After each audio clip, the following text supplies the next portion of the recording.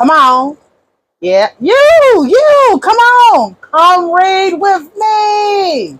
Yes, we on part two now. About the new ordinances, new feasts, new holy days, and oblations when Jesus returns to set up his 1,000 year kingdom on this earth. You hungry? Let's eat. Let's get into this word. Today we're going to move on to Ezekiel. Ezekiel chapter 37, verses 23 to 26.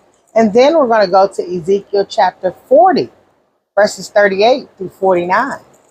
Getting into the setup of the new ordinances and how things are going to run when Jesus sets up his kingdom here on this earth. Ezekiel 37, 23 through 26. Neither shall they defile themselves any more with their idols, nor with their detestable things, nor with any of their transgressions. But I will save them out of all their dwelling places wherein they have sinned, and will cleanse them.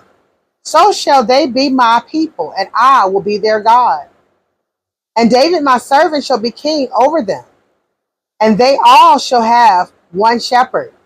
They shall also walk in my judgments, and observe my statutes, and do them. And they shall dwell in the land that I have given unto Jacob, my servant, wherein your fathers have dwelt. And they shall dwell therein, even they and their children's children forever. And my servant David shall be their prince forever. Moreover, I will make a covenant of peace with them. It shall be an everlasting covenant with them. And I will place them and multiply them, and will set my sanctuary in the midst of them forevermore. Ezekiel chapter 40, 38 through 49. And the chambers and the entries thereof were by the post of the gates, where they washed the burnt offering.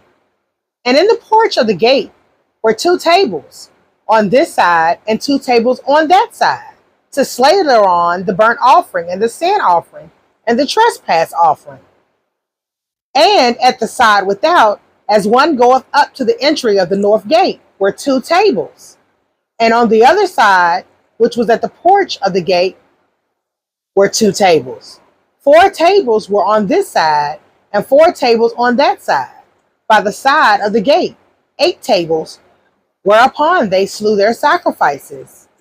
And the 4 tables were of hewn stone for the burnt offering, and of a cubit and a half long, and a cubit and a half broad, and 1 cubit high. Whereupon also they laid the instruments wherewith they slew the burnt offering and the sacrifice. And within were hooks, and hand broad, fastened round about, and upon the tables was the flesh of the offering. And without the inner gate were the chambers of the singers in the inner court, which was at the side of the north gate, and their prospect was toward the south. One at the side of the east gate, having the prospect toward the north. And he said unto me, this chamber, whose prospect is toward the south, is for the priest, the keepers of the charge of the house. And the chamber whose prospect is toward the north is for the priest, the keepers of the charge of the altar. These are the sons of Zadok among the sons of Levi, which come near to the Lord to minister unto him. So he measured the court 100 cubits long, and 100 cubits broad, 4 square, and the altar that was before the house. And he brought me to the porch of the house, and measured each post of the porch, 5 cubits on this side, and 5 cubits on that side. And the breadth of the gate was 3 cubits on this side, and 3 cubits on that side. The length of the porch was 20 cubits, and the breadth 11 cubits.